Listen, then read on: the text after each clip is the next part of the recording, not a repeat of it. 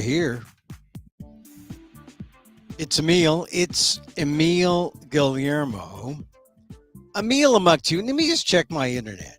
Because it's on. Look, there's a little, the ticker's going. We're going. We're live. How are you? Tuesday. Got a lot to talk about here on Emil Amok's Take Out My Takes on All Things Considerable. The micro talk show. It is a micro talk show because we're not on for like 4 hours or 5 hours. We do our thing, we do it, and we get out.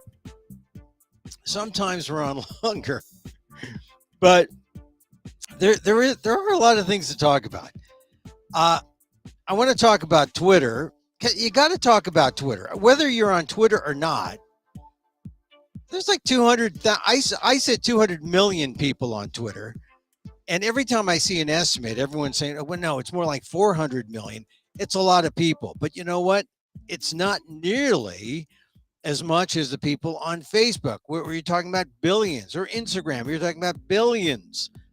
But it is a place that's kind of like the modern day teletype, which is why journalists and a lot of influencers like it, because in terms of pure information and jokes and quips and one-liners, it seems perfect.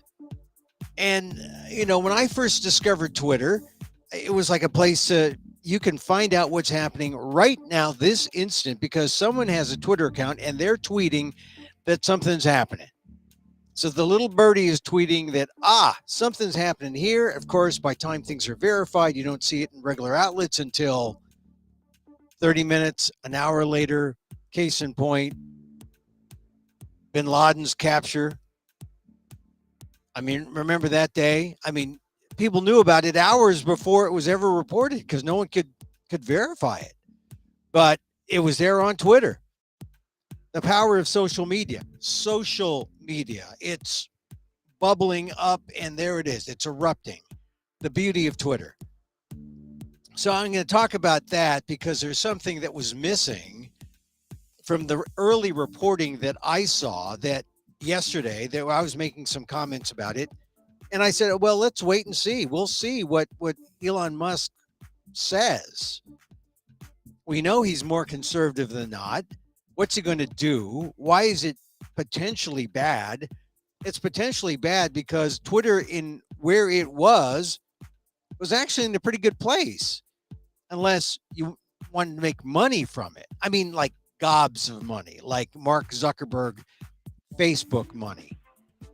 I mean, and who should want to make that kind of money anyway, right? I mean, isn't it enough to have a platform that is so big, so huge that everyone accesses it? So we're going to talk about the thing that I think has been missing when people talk about early on. Well, I think it's been rectified somewhat because people said one word, and I'll tell you what that one word is in a second. I want to talk about Thomas Jefferson High School because the Supreme Court said something yesterday that's going to impact Asian Americans, because Asian Americans have this thing that, we have a problem with admissions. Asian Americans do. But when you try to make it fair, nothing is fair for a certain number or for a certain group of Asian Americans. They want it just their way because they're excellent and they want to get in. They can't conceive of not getting in. So they're upset by what the Supreme Court did yesterday, but we'll talk about that in a second. I also want to talk about Bong Marcos. Another poll came out in a competing paper that I don't write for, but he's in the lead by something like 30 points. And he looks poised to win on May 9th, but something could upend him. And I'll talk about what it was or what it could be. And it's something that I saw from video clips that are being passed around that are in my Inquirer.net column that's out there today. Just go to Inquirer.net. It's the Philippine Inquirer. Their diaspora website for all Filipinos all over the world. Because, if you're Filipino, you can't make a living in the Philippines. You got to go overseas. So the overseas workers are out there. There's a ton of them. I mean, really, they're like millions, and they're eligible to vote. There's like 30 million overseas workers. There may be 38 million. I'll get to my column in a second. But the number who can vote in America is pretty high. America and Canada, almost 2 million. And there's been a snafu in getting ballots out. But the ballots, if you're eligible to vote, if you're a dual citizen, you know who you are. Contact the embassy, because you have until May 9th to get your ballot back to the Philippines. That's when the official election day is. Now, it's important because really it's another example of, does democracy survive in the 21st century? Does it survive in a realm of social media? So that, we'll talk about that in a sec. I want to talk more about my California 45, the 45th district, the Michelle Steele versus Jay Chen, that race. Steele, as you know, is calling Chen racist. It's a lie, but it's a lie that the Republican Party, Steele is Republican. She's a Korean American married to a white Republican operative. That the cry of racism is an outright lie, and it's a ploy that's being used not just to split up Asian Americans in California, a tight Asian versus Asian race, but also to split up Asian Americans all over the country.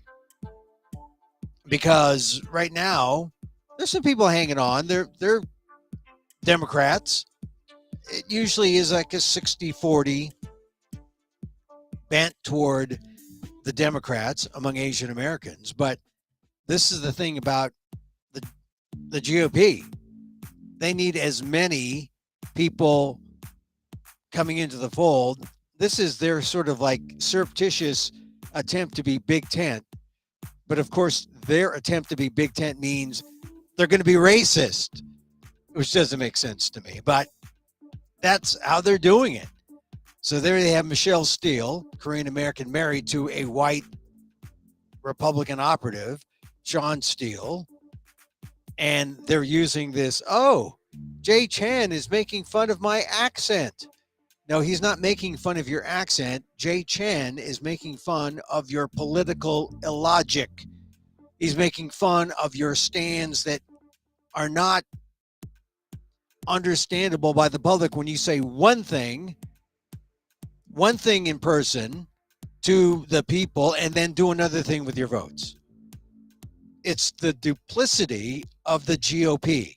And that's what we're seeing now. We're seeing with Kevin McCarthy. We're seeing with Marjorie Taylor Greene. Marjorie Taylor Greene, who goes on, she's under oath saying, martial law. I don't recall saying anything about martial law. Out come these text messages that Marjorie Taylor Greene has sent to Mark Meadows, former chief of staff of Donald Trump. And there it is. Marjorie Taylor Greene urging Meadows to get Trump to declare martial law, to prevent the theft of the election, to further the big lie. That's called evidence. A text message, Marjorie Taylor Greene to Mark Meadows. When last week, Marjorie Taylor Greene is saying, did I say martial law? I don't recall. Not only doesn't she recall, maybe this you could do this. Maybe this is an excuse. She misspelled martial law. Instead of spelling it the right way, MARTIAL, martial, like martial arts, martial law. She spelled it like Marshall J or Marshall Johnson, the guy with the big badge and the big gun, comes down walking down the street saying, hey, martial law, citizens arrest, everyone go in. I'm telling you, Marjorie Taylor Greene needs to get out of politics. She just like Devin Nunes got out of politics to work for Trump. All the Republicans are jumping ship because they know there are easier ways to make more money, have more influence, although Devin Nunes, working for Trump's Truth Social, is learning that the biggest hindrance to his career now is Elon Musk buying Twitter. All right, and some thoughts. I'll add some thoughts about Ukraine because it's a new kind of war now. Now that we are saying, Austin, Secretary of State Blinken, now that they're all saying, well, we got to punish Russia. We got to make sure they feel the threat. Now, suddenly, the non-war war is kind of a war. It's a war. This is the Orwellian aspect on both sides, right? Both sides play it. The Russians play it more when they say, oh, it's not an invasion. Maybe it's an incursion. Is it war? Oh, it's not war. Well, what is it, Vladimir? Meanwhile, the Americans are saying, well, it can't be war. There's no boots on the ground. And if there are boots, it's just GI surplus. There's no feet in those boots. We're not putting feet in the boots. Are you kidding? No feet in the boots.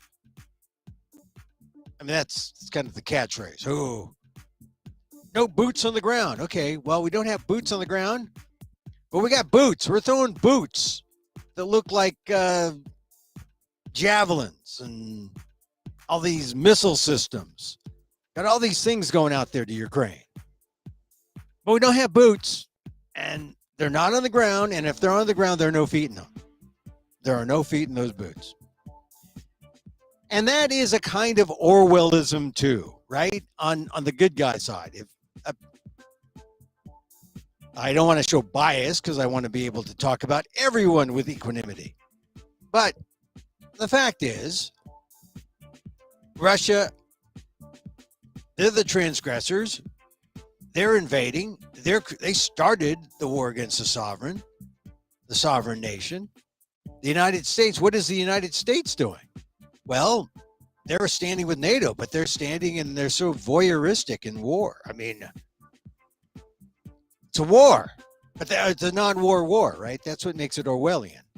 And non-war war, well, we're just throwing military at it. We're not throwing our men. Our men aren't there. No boots on the ground. Like I said, they're just throwing GI surplus out there. They're boots, but no feet. No feet in them. See, that's supposed to make us feel good that we're in a non-war war. But frankly, this is the problem. How do you fight a non-war war, which is really a non-peace peace? We want a non-peace peace because we're peaceful people. How do you have a non-peace peace in the non-war war and expect to get anywhere? Well, that's why we throw sanctions at this thing. We got to throw sanctions at this thing because if we throw sanctions, then we feel good about ourselves. We're paying at the pump, but it's not going to end like right away. That's the problem. That is really the problem with this whole approach. So when Lloyd Austin and Blinken are coming out saying, well, we're going to make Russia feel this. For the first time, they're acknowledging it's kind of like a war. They're going to feel it. And then maybe they'll do something because we're hurting them energy-wise. And although the U.S. did not put sanctions against Putin's alleged girlfriend, I guess they're trying to save that chip for when they really need it.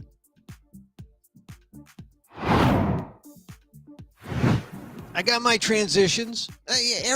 Everyone uses that. You know, I was watching American Idol the other day, or it was on last night too. I kind of like it, even though my guy, the 17-year-old Tristan, you're saying you can't always get what you want kind of blew it on the song because he was having too much fun. He wasn't like singing for the, like for the feels. I mean, the real deep feel, the deep feels people, they get in. That's why the ballad rockers, they get in. But the fun people, he was trying to have fun. He didn't make it into the top 10. But there are a lot of people out like that. Leah, what's her name? The blonde hippie girl with the guitar. Oh man, she good. I've been watching American Idol for a long time, and my wife was telling me that, see, you got all these teeny boppers voting, and that's a kind of teeny bopper democracy. And you play a Rolling Stone song or you sing a Rolling Stone song, it doesn't make it. So anyway, where were we now? Oh, so American Idol, they had, every time they do a thing, a transition, some kind of visual, it's always accompanied by even if it just moves like a little flip on the screen. Oh, little flip on the screen. Someone mentioned me. A little flip on the screen. All right, this is our show. Let's go through those topics that I mentioned because they're real here on Emil Guillermo's Takeout. My takes on all things considerable. This is the micro talk show for the AAXs, Asian American, the AAPIs, NHs. Don't forget the NHs. Whatever you want to call yourself. I mean, because no one ever asks, what does an Asian American think? So here's an Asian American, me, talking about all these things that are in the news.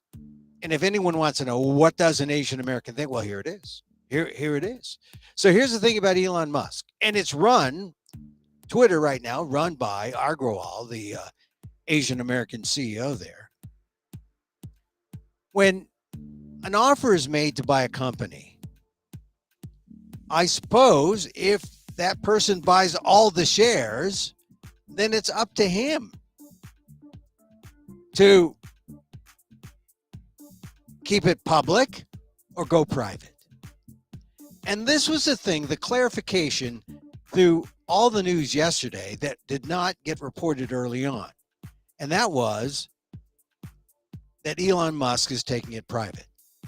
That one word, private, makes all the difference.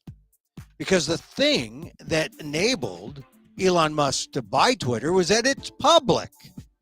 And when you make an offer that is, 38 to 44% higher than the asking price of the stock on the public exchange, on the free market, if you're going to overbid that much, there's a saying. When it comes to capitalism, when it comes to that kind of thing, shareholder value rules. And Twitter, even though, poison pills and whatnot, all these things that they could do to try to avoid it, there was nothing they could do. Because once shareholders saw their value skyrocket from an offer from Elon Musk, there was no other option but to say, reward the shareholders. They've got a new owner. And at this point, it looks like no one's going to get in the way of Elon Musk, which means he can go private. And all the reports subsequent to yesterday afternoon said Musk is taking Twitter private. That was a key word missing from a lot of the reports and speculative reports that were running on Sunday, on Monday, early, finally at like 12 o'clock. He issued a tweet saying Twitter's the public square, which I find to be the contradiction. How can it be the public square if it's also private?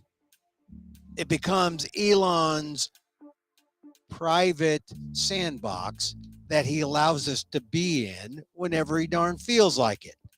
Now he's going to make it public. Hey, I'm leaving the gate open for you folks. But is he going to let Trump in? Is he going to let the QAnon people in? Is he going to let the right wingers in? Is he going to let the trolls in? Is he going to let everyone out there who has either been banished? Is he going to allow it to be Elon's little free for all? Because at this point, if it's private, he can do anything he wants. And that's really the dangerous thing. I don't know what kind of democracy lover Elon Musk is. I mean, he says, yeah, I'm for the First Amendment. Okay, yes. So am I. So is Donald Trump. So are all these other folks. That's the beauty of the First Amendment. It's non-sectarian in that way. And the best people for the First Amendment should be broad absolutists, right? That means you accept a certain amount of hate speech. That's the problem. How much hate speech is too much? Just a little bit? If you allow an ounce of it, too much? If you say no hate speech, are you censoring? I don't see how this is going to work out, especially in a private situation, because if it's private, no regulation, no one comes in and says, hey, you can't do this because you're trading publicly and we've got ways to regulate you. No. This is the rich man's answer. Buy the damn thing. Own it. This is the nouveau oligarch. That's what it is. And animal rights activists have been noticing this about Elon Musk ever since he came out with Neuralink, right? Using public dollars, using public facilities, and doing things that weren't in keeping with established rules. What does a rich person do? He flaunts the fact that he has money to do as he pleases. So, I guess we've seen with the purchase of Twitter, the emergence of an American oligarch. Because what can happen here, if the social media sites are the bane of existence to democracy, when the richest man in the world owns Twitter, the fate of democracy really is in his hands. Oh, from 200 to 400 million. Oh, that's like the entire United States. I mean, this is a problem when you take it private. And I missed that yesterday. I didn't see that in the early reports. I got it later as I was seeing news come in the afternoon. I said, "Oh my God!" I said, "Let's see. I think we should be able to deal with the ownership of Twitter by Musk, but rich people had this kind of control over the media back in the days of newspapers. William Randolph Hearst started the war, yellow journalism, Spanish-American War, doing sensationalistic stories of various degrees of truth. And now this is the modern age, and social media is everything. I fear for our democracy if if Musk does not show us where his civic heart really is, especially when he talks about this idea of Twitter being a public square. Yeah, really? For everyone, women, minorities, everyone, or just the trolls, or just the people that he allows in because it's not a public square if he has the power of lock and key. It's a private space. So that's the Musk conundrum. Lots of conundrums here. Free speech, it probably will wind up into being a hate trough. But, people are worried about real democracies because of the activity in social media. Europe has come up with really tough laws. They don't have a First Amendment in Europe. So that's going to be an example of, does Elon Musk, does Twitter become just a little homegrown American thing if he can't meet the tough rules that they've just passed the EU over the weekend? Obama was out giving a speech last week saying, oh, here's some rules we need. We need in America. We need self-regulation. Doesn't mean an end to innovation, but it means that, your heart's in the right place when it comes to protecting democracy. It's just that I don't know how interested Elon Musk is in protecting democracy.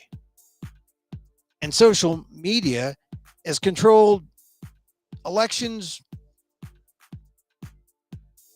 just in this heyday of social media. We can see the kind of damage it could do right here in this country and in the Philippines. We see reports, Washington Post, New York Times, about how social media and trolls have really controlled information. And not just information, it's the disinformation. That's a problem. And in some ways, I don't want to say that that's the reason why we're seeing what we're seeing with Ferdinand Marcos Jr., a.k.a. BBM, Bong Bong Marcos. We see Bong Bong Marcos Jr. leading by something like 25 points in the latest polls. Another paper came out with a poll a couple days ago. It's scary. The mayor of Manila was second, and Lenny Robredo, the vice president, because they run a split ticket where the president and vice president run individually. But Lenny Robredo was supposed to be the quote-unquote good governance candidate. And she is running behind so badly that one wonders what is going to happen on May 9th in the Philippines. Here in America, people are already voting absentee. Ballots have been mailed out. If you have not gotten your ballot yet, if you are eligible as a dual citizen, Philippines, U.S., call the embassy, call the consulate, make sure you get your ballot. But here's the thing. I'm thinking Elon Musk has bought Twitter. Maybe he could just buy the Philippines, right? I mean, that's how big Twitter is and how big a role social media has in determining a presidency. But frankly, I prefer the old-fashioned way, right? I like an engaged citizenry, passionate about the country, either for an inspired leader or against a greedy dictator. And that's what we had 40 years ago. That was what was present in the Philippines. It was what I call that anti-Marcos spirit. Daddy Marcos, daddy of Bong Bong. I guess he would be Bong Bong Sr., except Ferdinand was just Ferdinand, not Bong Bong. He was just McCoy, Ferdy, whatever you call him. Daddy dictator, I call him. Anti-Marcos spirit. It was so significant. I got a glimpse of it. If you go to my column on Inquirer.net, I include a clip. some people who were at that rally. There was a rally, 300 people marching to the embassy in Washington, D.C. And they were wearing pink, which is a alliance with the campaign of Lenny Robredo, the vice president. They were marching in Washington, thousands of miles away from the Philippines, where their hearts truly were. These were dual citizens. And like I said, it just reminded me of the anti-Marcos fervor that was present in the 80s. And now we got 300 people. This big election, right? There are about 190,000 eligible overseas dual citizens here in the U.S. and in Canada. 190,000. And they give, they're a fraction of the 1.7 million who are eligible to vote overseas. But this is why they're important. Overseas workers from the U.S. alone contribute $13.2 billion. $13.2 billion. That's B, billion. B for billion, not bong bong. 13.2 billion. That's why your vote matters. You're sending money back to the Philippines. If you're overseas worker here, making money in dollars, sending it back there, you're enabling the Philippines, you're enabling your family. You might as well enable someone who is worthy of the presidency of the Philippines, because right now, I don't think that's Bong Bong Marcos. Lenny Robredo could be the mayor of Manila. He's like neck and neck with Robredo. But someone has to be better than Marcos, whose family inspired that anti-Marcos feeling that we're trying to revive. We're trying to revive that. If we can keep it alive, we could stave off the second coming of Marcos. Because here's the reason why there was that anti-Marcos feeling. It was Bong Bong.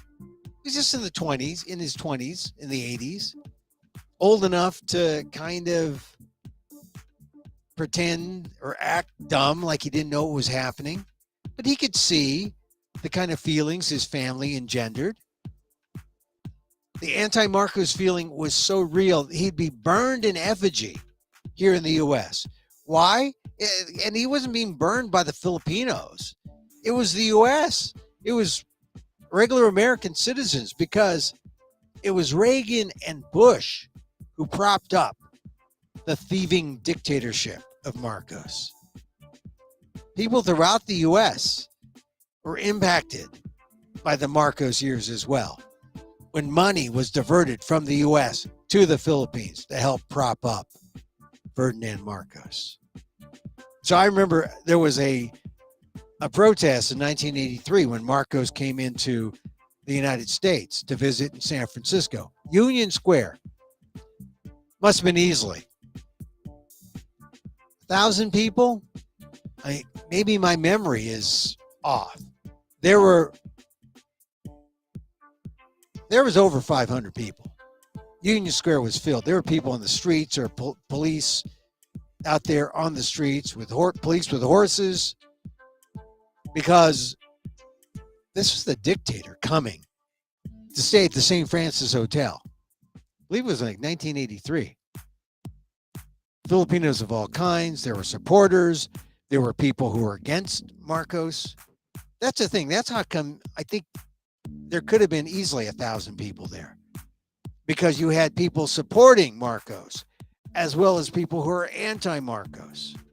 But together, I think the anti-Marcos feeling was loud and clear, and you could feel it, because there were people in exile living in San Francisco.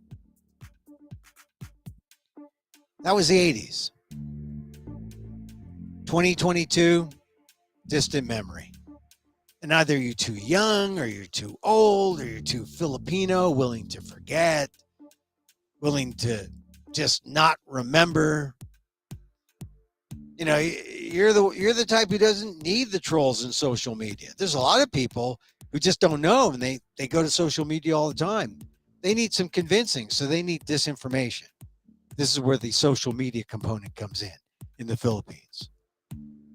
And then, of course, for others, you've got that Filipino amnesia working, where people are just reluctant to face the cold, hard facts of the Marcos dictatorship. And all this was brewing.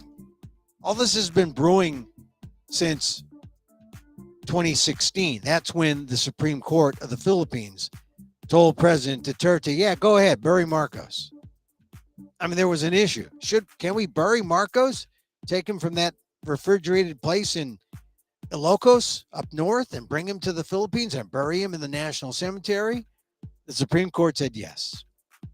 And then as soon as they made that decision, they put Marcos into the ground. There wasn't going to be an appeal. There was nothing. They're going to put him in the ground.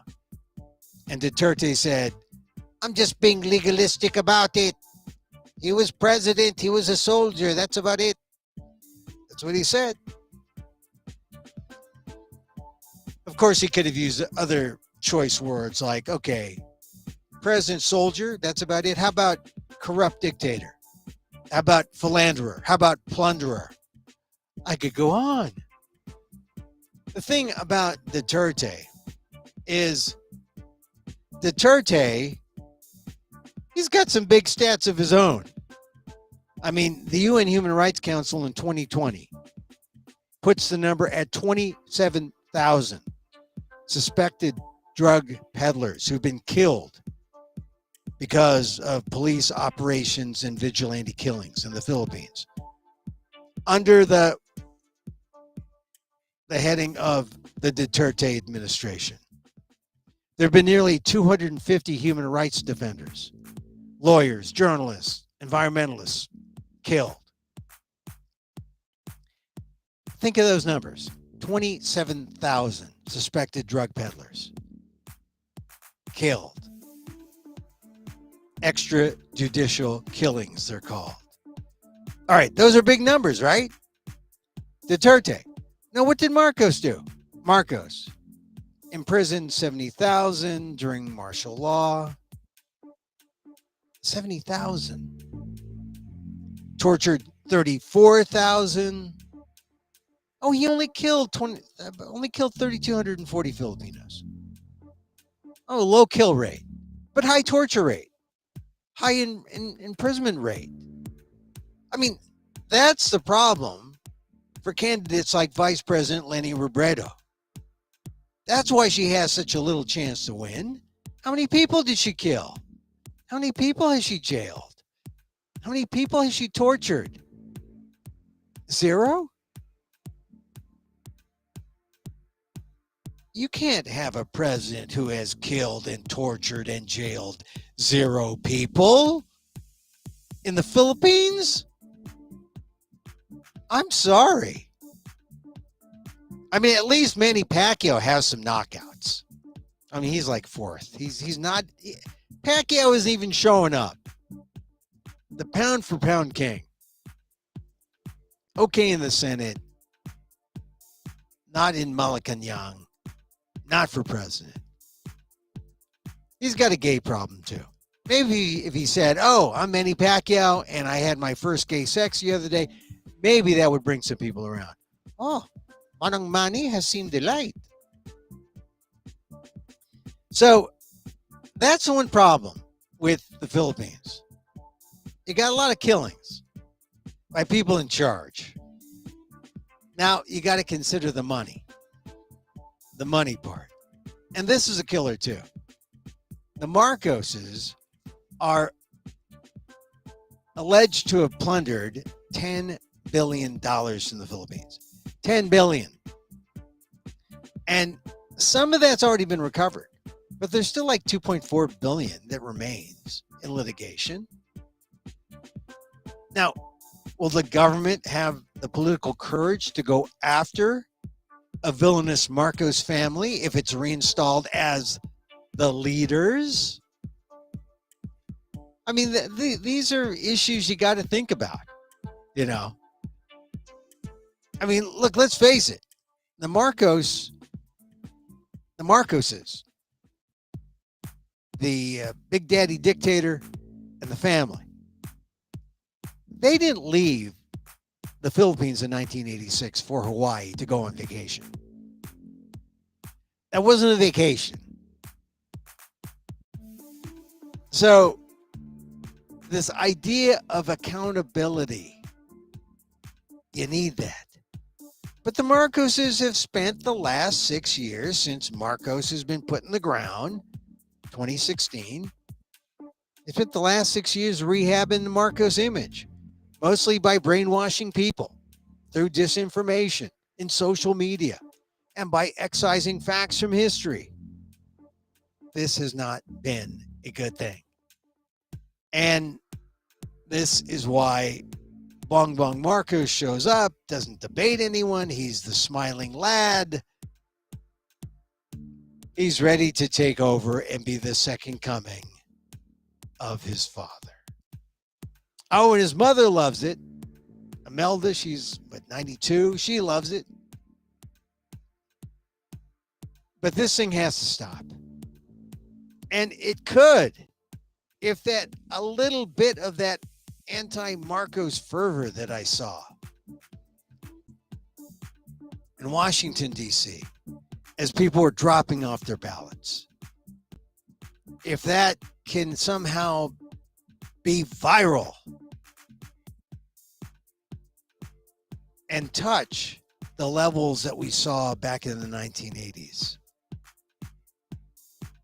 that must be revived if a new Filipino pro-democracy movement is to win on May 9th.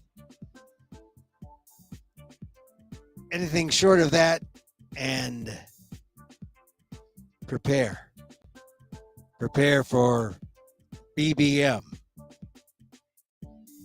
Bong Bong Marcos. So that's kind of a sobering thought that, you know, this is what's happening in our democracy, but it's true. Or not our democracy, but in the Philippines. I keep saying our democracy, but if you're a dual citizen Filipino and American, it's one of those things you just say, oh, that was inconceivable that Marcos could ever come back in any shape or form. You know, they're sort of like why you have to go to an exterminator. I mean, you can't just use the bug spray because they will come back. The roaches will come back. A couple more things to mention. Hey, I should talk about this. I'll mention it a little today. I'll go back into it tomorrow. This Thomas Jefferson High School story. The Supreme Court refused to hear that case. I wish the Supreme Court had done that with the Harvard case. They're going to hear the Harvard case in October, but basically they're the kind of same thing. They're Asian Americans who are upset with admissions and want to know why their test scores aren't good enough, even though they're perfect. And the problem is schools, whether it's a public high school or a private college, want to have a little diversity. That's not discrimination. That's a desire to have a hand in what constitutes the kind of student body they want to teach. It's not racist if Asian Americans are overrepresented. It's not racist if Asian Americans are present, but there is a limit. Is that racist? Is that discrimination? I guess that's the issue. But then I suppose the question becomes, we didn't like it when schools were 100% white. Do we want schools that are 100% Asian American? the only way that you can make it fair to everyone, and I mean everyone, Asians and blacks and whites and Latinx, is to have a system that considers the whole candidate, that considers the whole student, right? Not just scores, not just grades, but race, essays, and extracurriculars, and then you create a way to evaluate based on the whole student, as opposed to just saying we took a test or we gave a test. We're going to admit the top 300 people, and if you scored in the 90s but you're number 400, I'm sorry. I mean, I don't know if there's a right answer here.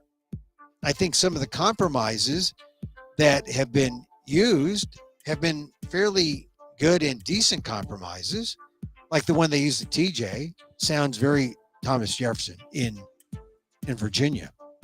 Sounds very similar to admissions practices in some other, well, actually, at some universities. Had a cough there. But I just don't know what's going to please the Asian Americans who don't get in. Because in the end, some of them aren't going to get in. And if they don't get in, then what? I mean, they gave it a shot, they sued, they lost. Here's what should happen.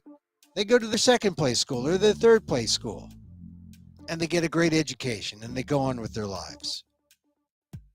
But this idea that they've been discriminated against,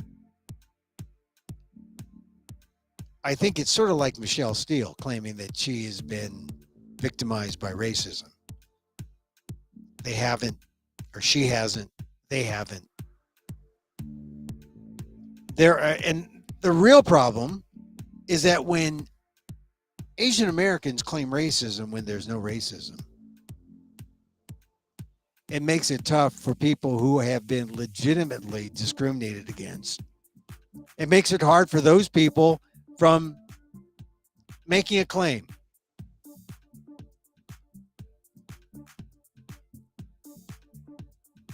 So I'll talk more about Thomas Jefferson High School vis-a-vis Lowell High School in San Francisco and Harvard, its case, which is going to be out there or heard by the Supreme Court in October. I think maybe they let Thomas Jefferson slide because they're saving their big guns for Harvard. And then maybe they're going to let the trickle down happen. If I'm assuming they're going to vote against Harvard just based on the conservative bent of the court, 6-3 court. But I'm not sure. Really, I am not sure what's going to happen. But let's see. We'll talk more about TJ and admissions tomorrow. All right. So regular viewers of this show know that I talk about, I talk about, real things. We do a meditation here, a meditation where we consider,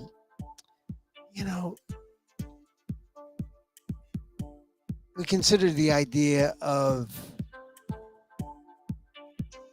your lack of confidence or your lack of what is it? People just feel like they don't belong.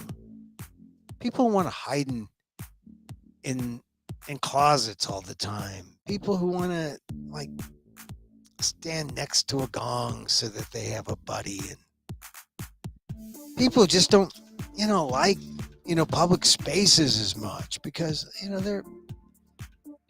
there's something about they're lacking in confidence or something. I don't know. And I mentioned this next story because You know her, you love her. She's one of the most lovable or most watchable Asian Americans. She's Olympic gold medalist Chloe Kim. Chloe Kim says she is going to take a break from snowboarding. And here's what she's going to do. She's saying she is going to sit out 2022 to 2023, all snowboarding competitions. She's going to focus on her mental health, which we applaud, or I applaud. She's just 22, coming off another gold in Beijing. She wants to reset after what she calls a draining year. I mean, just consider her life since 2018 when we first saw her at Pyeongchang. 17. She won a gold then. And, you know, she was America's darling, snowboard wise. I mean, snowboarding is still, well, I guess it's more mainstream, but it's not like a gymnast like Simone Biles or like, you know, I guess you could argue, is Suni Lee, who won the best overall when Simone Biles could not compete, is Suni Lee the most watchable Asian American? I think between Suni Lee and Chloe Kim, they're the most watchable Asian Americans out there, you know, who are just, well, they're stars, they're celebrities, but they're athletes. They're not like movie stars, but they're different than a movie star. It's a different kind of celebrity. But anyway, Chloe Kim says, going this hot and heavy since 2018, she's going to focus on mental health. She says, quote, I'm definitely planning on competing at the 2026 Olympics. Oh, so 4 years from now, when she's 26, she'll be competing. But she says, I'll be taking a full season off of competition, though, just for, you know, my mental health. Just want to kind of reset. I don't want to get right back into it after such a fun but draining year, at the same time knowing that it was an Olympic year. Says, I just want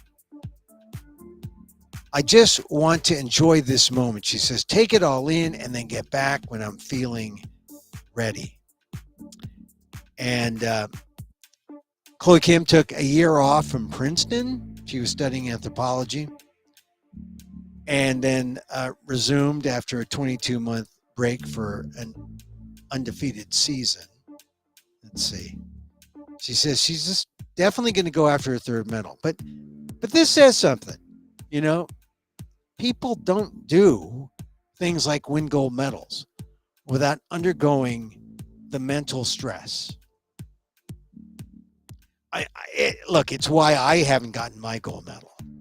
That mental stress. Oh, you got a skateboard too? Or snowboard? I can learn that on the side. But no, it's the reason why at this juncture of the show, we always do this loving kindness meditation. Because the loving kindness meditation is a way to just give yourself that self-love. You know, when you don't feel like you're enough, you don't feel like you can do it. You feel that you're not ready. You feel you can't. You feel that, you just can't walk out there. And I want to tell you, you can. You can do it now. You're ready. You just need to drop that shame, to drop that feeling of not being enough. Take this hand here, put it here. Like this. Take this hand here, put it here. Like this. Give yourself that. Oh, see? Didn't it feel good already? And so, as I wish for me, I wish for you. May you be safe. May you be healthy. May you be happy. And may you live with ease. Emil Guillermo here. Catch the replay on amok.com. Catch us on Twitter at Emil Amok, Facebook at emilguillermo.media. That's it, emilguillermo.media. YouTube, the Emil Guillermo channel. All the places you can catch me. Also, read ALDEF, Asian American Legal Defense and Education Fund, aldef.org/blog. Emil Guillermo here. Till next time, mahal